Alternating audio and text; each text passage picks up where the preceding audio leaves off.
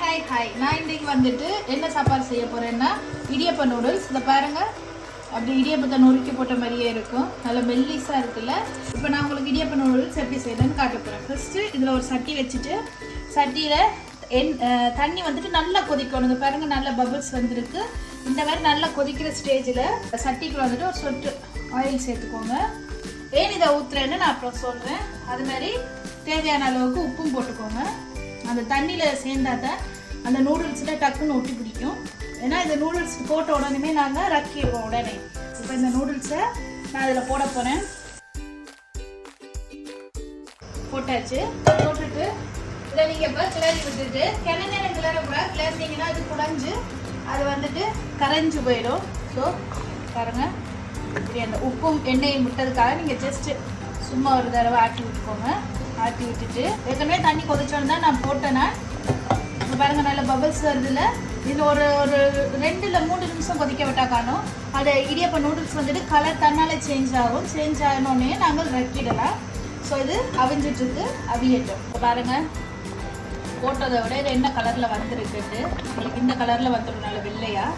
இப்போ இந்த ஸ்டேஜ் காணும் நாங்கள் ரக்குவா. இப்படி ஓட்டக்கன் சட்டி வச்சுட்டு அடியில் வந்துட்டு பிளேட் வச்சுருக்கிறேன். நான் வந்துட்டு சிங்கு தானேன்னுட்டு அதுக்குள்ளே வந்துட்டு இதை கொட்டுங்க. இதுக்கு வந்துட்டு கலந்து ஃபுல்லாக தாங்க இருந்தது தண்ணி ஊற்றணும். என்னடா நூடுல்ஸை கழுவுறாலேன்னு பார்க்காதீங்க. இப்படி கழுவினீங்கன்னா வந்துட்டு உங்களுக்கு வந்துட்டு அது நல்ல உதிரி உதிரியாக வரும் நூடுல்ஸு. இதை வந்துட்டு நல்ல தண்ணி வடிய விடுங்க. இதை இப்படியே நீங்கள் சாப்பிட்டாலும் சரி. இதுக்கு நான் வந்துட்டு என்ன செய்ய போகிறேன்னு காட்டுறேன் பாருங்கள். எல்லா மரக்கறியெல்லாம் பொரிச்சு போட்டு நாங்கள் செய்வோம். இப்போ நாங்கள் நூடுல்ஸுக்கு தேவையான ஐட்டம் எடுத்து வச்சுருக்கோம். கொஞ்சம் 2 உருளைக்கிழங்கு எடுத்துக்கிட்டேன், ஒரு கேரட் எடுத்துக்கிட்டேன், குடமிளகா இப்படி வெட்டி வச்சுருக்கிறேன். அது மாதிரி வெங்காயத்தையும் எடுத்து வச்சுருக்கேன். நான் நார்மல் மிளகா போடையில குடமிளகா போடுறேன்றக்காக. ஸோ இதோட சேர்த்து 2 முட்டை தான் எடுக்க போகிறேன். 2 முட்டையும் எடுத்து இந்த நூடுல்ஸுக்கு நாங்கள் பொரிச்சிட்டு கிளறுவோம். இப்போ எண்ணெய் கொதிச்சுட்டு நான் இந்த கேரட்டை வந்துட்டு உருளைக்கிழங்கு வந்துட்டு போட போகிறேன்.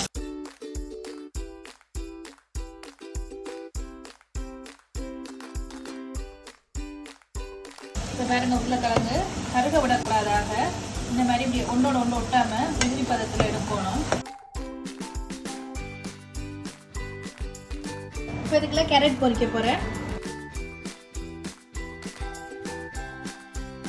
இப்போ கேரட் பொரிஞ்சிட்டுது பாருங்க.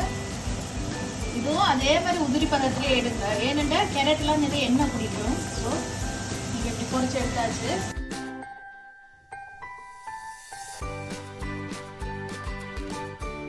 இப்போ நூடுல்ஸ் கிளறதுக்கு நாங்கள் சட்டி வச்சாச்சு.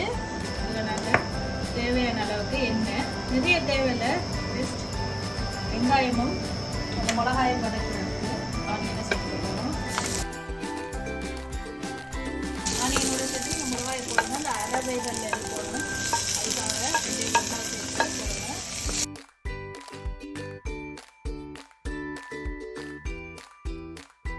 நான் இப்போ இதில் முட்டை சொன்னேன் இல்லையா, அதை நாங்கள் பொரிச்சு தனியாக எடுத்து வச்சு இதோட கலக்கலாம். நான் வந்துட்டு இந்த வெங்காயம் வந்துட்டு அரை வேகத்தில் வந்துட்டு வெந்து கொண்டு வரைக்க நான் அந்த முட்டையை எடுத்துலேயே அழிச்சு ஊற்றி பொரிக்க போகிறேன். முட்டையை நாங்கள் யூஸ் பண்ணுறதுக்கு முன்னாடி தண்ணியில் நல்லா வாஷ் பண்ணிக்கணும். கழுவிட்டு இப்படி ஒரு பவுல் எடுத்துக்கோங்க. எடுத்துட்டு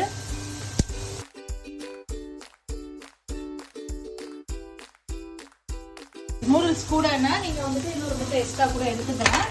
ஸோ இதை நாங்கள் அப்படியே அடித்து அதுக்குள்ளே போட போகிறோம்.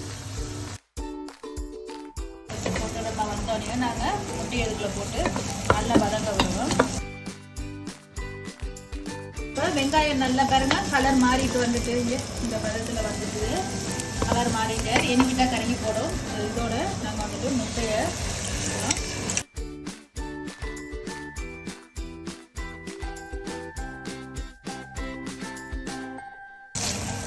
நல்லா பொரிச்சுட்டு வந்துட்டு அந்த ஸ்டேஜில் போட்டிங்கன்னா கரெக்டாக இருக்கும். அந்த மிளகாயும் பாருங்கள், நல்ல ஒரு கலரில் வந்து அந்த பதத்தில் இருக்குது.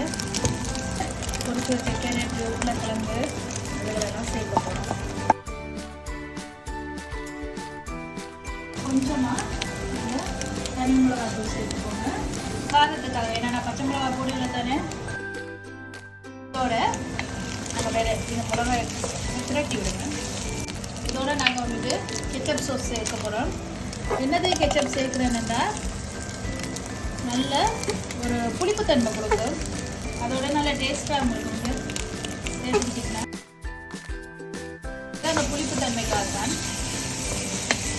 சில பேருக்கு பிடிக்கலைன்னா அது போட தேவையில்லை. ஆனால் நீங்கள் அது போட்டிங்கன்னா நூடுல்ஸ் வந்துட்டு நல்ல டேஸ்ட்டாக இருக்கும். நீங்கள் ஒரு தடவை ட்ரை பண்ணி பார்த்துட்டு சொல்லுங்கள். கெச்சப் சாஸ் போட்டதுக்கு பிறகு நீங்கள் செஞ்சது எப்படி இருக்குன்னு.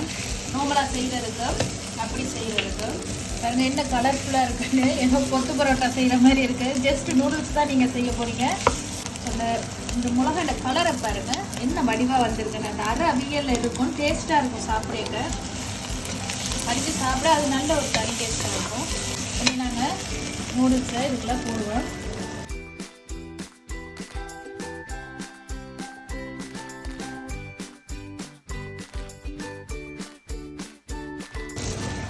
நூடுல்ஸும் நல்ல பதத்துக்கு வந்திருக்கு.